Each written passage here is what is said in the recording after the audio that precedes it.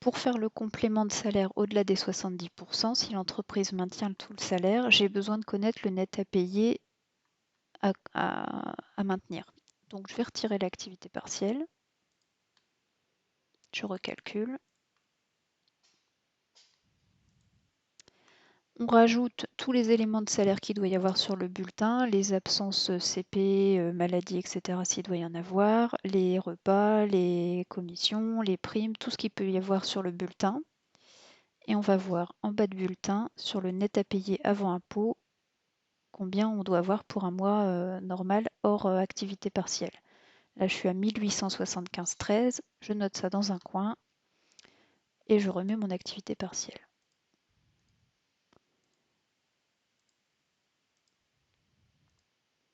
Ajouter et je recalcule.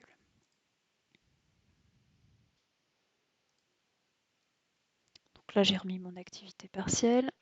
On va commencer, donc on a deux lignes de complément. Le complément pour les heures normales qui sera imposable et soumis uniquement à CSG-CRDS à 6,70 comme l'indemnité ici.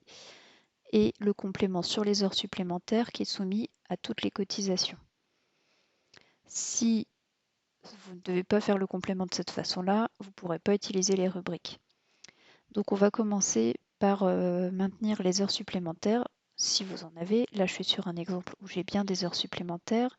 Donc mes 4 heures supplémentaires, elles ne sont pas du tout indemnisées ici.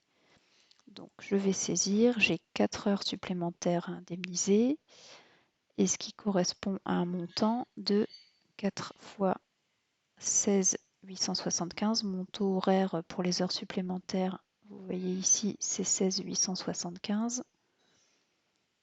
Donc ça fait 67,50 €. Donc 5 heures, je ne suis pas au bon endroit ici, 4 heures, pardon, ça fait 67,50 €. C'est ça. Je recalcule.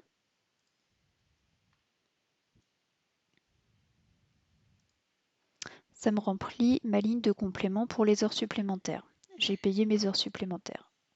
Ensuite, on va recalculer le complément pour les heures normales. Donc pour ça, on va faire une paye à l'envers. J'enregistre, paye à l'envers. J'ai dit que mon net à payer final désiré, c'est 1875,13, c'est ce qu'on a noté tout à l'heure. On veut que ça recalcule sur le complément d'heure normale. Et on va se mettre sur montant du complément des heures normales. Calculer.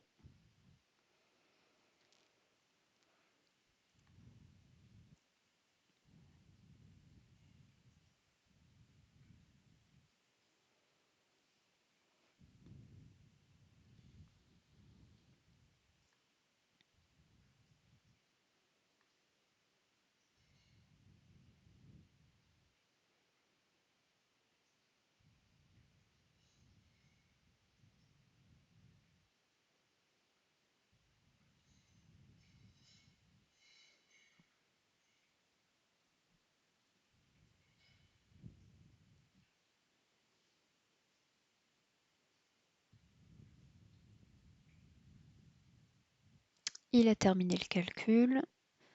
On transfère, donc transférer.